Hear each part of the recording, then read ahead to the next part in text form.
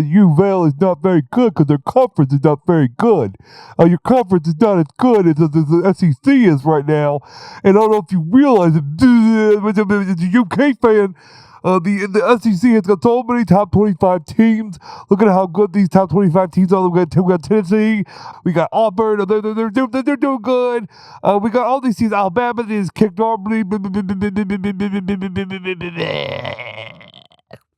This has been going on for way too long. I'm sick of the hypocrisy on both sides. I'm not just talking to BBN, talking to UofL and UK. We've done it for decades at this point. Always hypocrisy when it comes to how good the conference is and how good you are as a team. Stick with us. We'll talk about it now.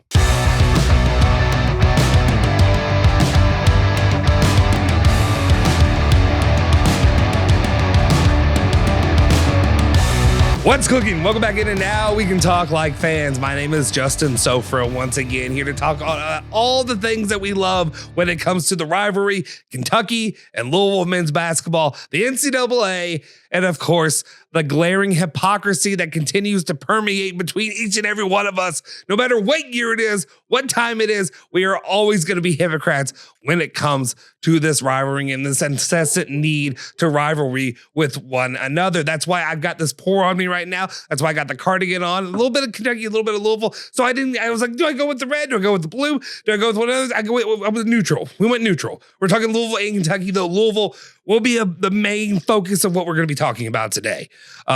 Just finishing up the weekend, Kentucky and Louisville both finished their play. Louisville won their game, defeated Virginia, and I understand the status that Virginia's in. I understand the status that the ACC's in. Louisville pulls away that victory. Kentucky, unfortunately, maybe I'm saying that isn't unfortunate for me, but anyway, unfortunately for Wildcats fans, Kentucky leaving Rupp Arena with a big ol' L from the visiting Crimson Tide. I'm not going to do too much rivaling or anything about that when it comes to the loss to one of the best teams in the country and what I believe one of the best coaches in the country. As I said before, we were all scrounging, dying, begging for Nate Oats to come to either one of our schools. It didn't happen, and Nate Oats continues to prove why he is one of the best in the game. So no slack. Obviously, it is great seeing a player like Grant Nelson, white guy go off against Kentucky. I don't know why I just enjoyed it against Mark Pope. But it is what it is.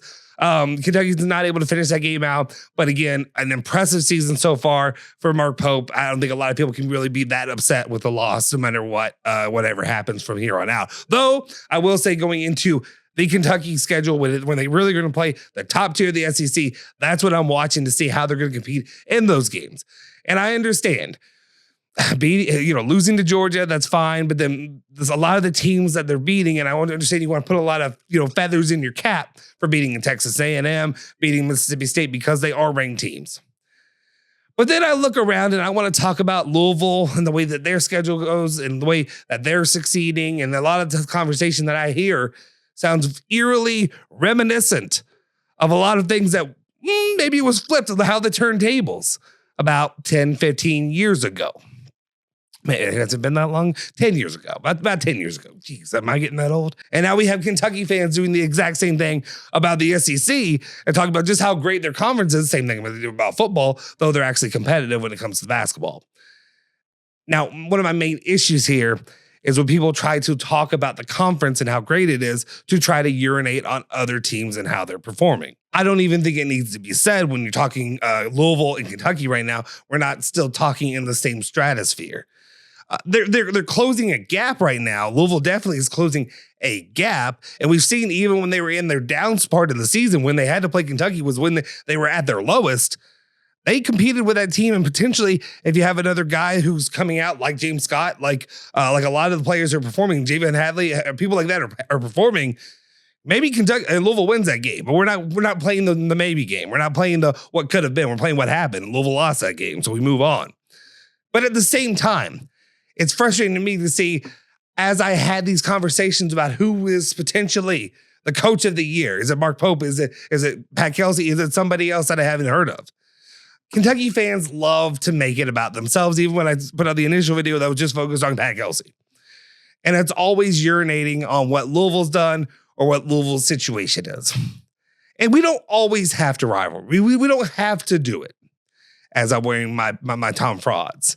And I do want to point out that I was the first one to really like invest and buy the Tom Frauds. Like unless somebody else actually had the real Tom Fords. But I invested and purchased these long before the university had the idea of getting them out. I just want to put that out there. I don't want people to come out there and act like I'm just jumping on the train. Your boy was the one shoveling coal in the train in the beginning. Anyway, just to be clear, like I said, I'm not poo-pooing anything about what Kentucky has done in the SEC. I think they've been greatly competitive, more competitive than I ever expected them to be, especially given a lot of the players when they were recruiting them. But when you see the coaching job Mark Pope has done, he's done a fantastic job. There's nothing I can do right now to urinate on the Kentucky Wildcats. As much as I wish that I could, there isn't. There just isn't. But I do want to kind of focus on the University of Louisville and their resurgence and this uprising that is happening right now in the ranks of the ACC. And I do, in a blanket statement, I understand, I get it. The ACC is not the ACC of old. The ACC is not as good as it used to be. But at the same time, you still have players that they have scholarships to give out, right? While Louisville was losing these games in embarrassing fashion a year ago and 2 years ago, they are now winning these games. Louisville basketball now looks competent and also looks like a team that is poised to make a run to compete for the title of the ACC if it weren't for Duke standing in the way and Duke looking like now one of the top teams in the country. But Duke clearly is one of the cream of the crop and definitely is the cream of the crop when it comes to the ACC. And right now we are talking about Louisville in a totally different way. Pat Kelsey coming off of his 8th win in a row. If you listen to Drew Diener on the show, when he had Pat Kelsey on 93.9 The Ville at ESPN 680 as well, Pat Kelsey didn't like talking about the streak. You don't talk about the no-hitter while the no-hitter's happening. You don't mention it. You don't mention it while it's happening. And this is something I didn't even realize about Pat Kelsey is that he, and for some reason my tongue's doing weird things when I try to say Pat Kelsey, you got to be the Bourbon, and I can blame that on right now. But Pat Kelsey seems to go on these hot streaks. And the hot streaks make sense when you're playing in lesser conferences. When you're coaching at Charleston and playing against that kind of competition, that's easy to do. And maybe the ACC is not as far off as that as it used to be, but at the same time, to be able to rattle off these wins convincingly, that's the difference to me. And that's why I'm so impressed about the job that Pat Kelsey continues to do right now. And really the job of these players and how they have come together and how they reformed this team and rechanged it into something that is, I'm not going to call it a juggernaut, but call it something that I feel confident.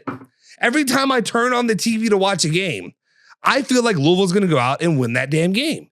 And I don't even get like the nerves that I used to. I did a little bit against Pittsburgh around the 12-minute mark of the second half. That's when I got a little bit nervous. But since then, I no fear. I'm sitting down and I'm expecting a win. I'm pulling my son next to me and I'm expecting victories for this team.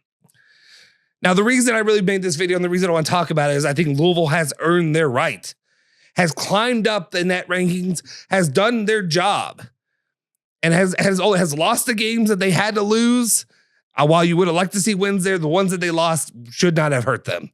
Should not hurt them when it comes to the potential of being ranked in the top 25. And that's really what I'm here to talk about, is I think Louisville deserves to be in the top 25, and by God, they should be in the top 25 poll when it gets released on Monday. I think if it's not, it's a travesty. Because I think maybe some people are going to want to overlook Louisville, but I think there are times when a team is on a heater like they are right now that Louisville basketball has to be taken seriously once again. Let's be honest. Let's look at the team that Louisville played today. Virginia is not a great team. They're in turmoil. They're in disarray. But if I really sat down and watched today's game over again, what I got from it the first time was they're not even playing good basketball. Like Louisville was not playing their best game. This is one of those games that they show up and they lose any other situation. Because they just kind of showed up not really ready fully. But when they came out and they just had streaks of just performance, of just, this is what we do. We play the game and we're going to win the game. And it wasn't even a close game. Unfortunately, they didn't cover the spread, so that's going to cost them some points when it comes to the net ranking. Though I believe West Virginia knocking off Iowa State actually helped them move up a tiny bit. But at the same time, you're winning 8 games straight, trying to make it a 9th. And I think right now, especially if you want to try to build up some hype, ESPN and those that are in charge that are in charge of the rankings and in charge of putting in rankings for these teams, I think you couldn't do any worse than putting Louisville into the top 25 to really hype up a game that we're going to be all set to watch on Tuesday at 9 p.m. Eastern Standard Time as they go on and probably take the hardest, I would say the hardest matchup until the end of the season. right? Against SMU on the road. So I think at this point in time, especially when you see that about 20 teams in the top 25 have lost games just this week alone. I know at least was going to be I know it was at least 18 teams in front of Louisville. A lot of them pretty darn close to where they are in the rankings. I think at least a couple of them could knock them out. And just like I said, just get Louisville into the top 25. That is the place they deserve to be. And by God, that would be a statement that this program is on its way back. We knew it's on its way back, but the program is back to where it needs to be. I know I'm going to see BBN running down into the comment section and give me their arguments of, oh, they don't deserve it. They're not even ranked. They haven't played a ranked team. You play who your schedule is. And that's what I was talking about a little bit earlier. How many times in the past 10 years or so have we seen really very good Kentucky teams go and play nothing, go play crap bum state? Because the majority of the SEC for the last better part of 20 years has been dreck. You've had a Florida team there, here and there. You've had even Tennessee pop up every once in a while. But overall, the rest of your conference has been dog water. And you've lost to a lot of dog water teams in the past. You lost to South Carolina all the time. You lost to Georgia. You lost to Arkansas before they even had the must bus there. So at that point, I don't have time for Kentucky fans that want to poo-poo on what Louisville's won and how they've won. And without any doubt, one of the best ways that I'm seeing that this team is really coming together and what Pat Kelsey does and having a business-like approach to every single game in, game out. One, he's going to draw you up a great plan, especially out of a timeout. But not just that. It's that this team is finding ways to win that are just not according to a specific formula.